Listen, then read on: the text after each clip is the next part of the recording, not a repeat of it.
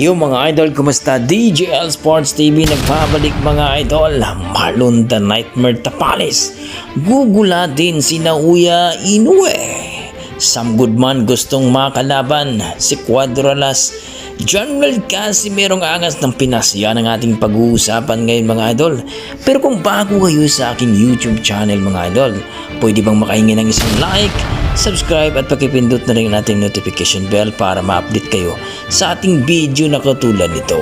Well mga idol, napakalapit na nga po ang bakbakan sa pagitan ng ating pambato na si Marlon the Nightmare Tapales, ang kampiyon sa WBE at IBF Super Bantamweight Division. Makakalaban dito ang monster kuno ng Japan na si Naoya Inoue. Nabitbit dito ang WBC at WBO Super Bantamweight title na kung saan mga idol, ngayon na ngang December 26 taong kasalukuyan mga idol, wika nga ng ating pampato na si Marlon Tapales ay mayroon daw siyang sorpresa. Kumbaga gugulatin daw niya ang Hapon na kung saan mga idol ay siguraduhin daw niya na matatalo ang monster kuno ng Japan. Well mga idol, pinakita nga dito ang kanyang ka-sparring. At dito rin ni Naoya Inoue mga idol ay kanya-kanya po silang pasiklaban ng kanyang nakaka-sparring.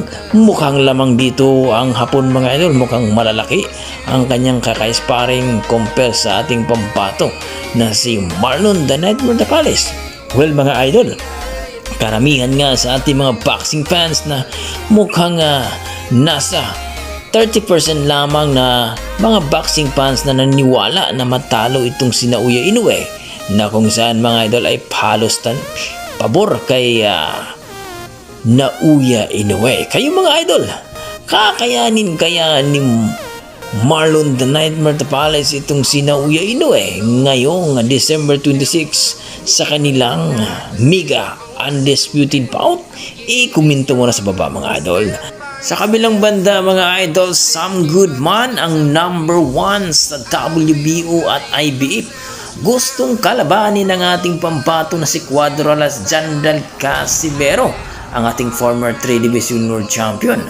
Well mga idol, wika ni Sam Goodman, gusto daw niyang gumawa ng history sapagkat itong rank number 4 daw na sa WBO itong si TJ Duhini ay tinalo na daw niya nung nakaraang March.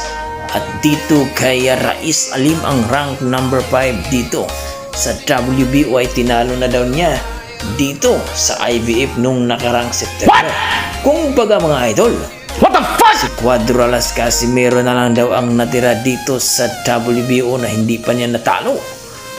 Ang rank number 3, itong si Cuadralas. Well mga idol, magandang laban nga ito sapagkat itong si Sam Goodman ay gusto daw niya na maangas ang kanyang makakalaban.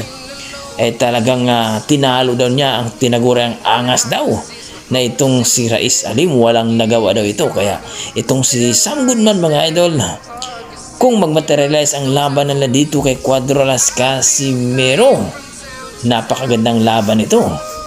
Wika ni Sam Goodman, mas maganda daw kalaban itong si Cuadralas Casimero sapagkat mayroong hype at talaga namang kapantay daw niya sa kalakasan sapagkat kahit hindi pa daw siya nagiging world champion, pero kapag tinalo daw niya itong si Cuadralas Casimero ay mas mahigitan pa daw niya ang pagiging world champion sapagkat tinalo niya ang former 3 Division World Champion at angas daw ng Pinas. Kayo mga idol, anong masasabi nyo dito?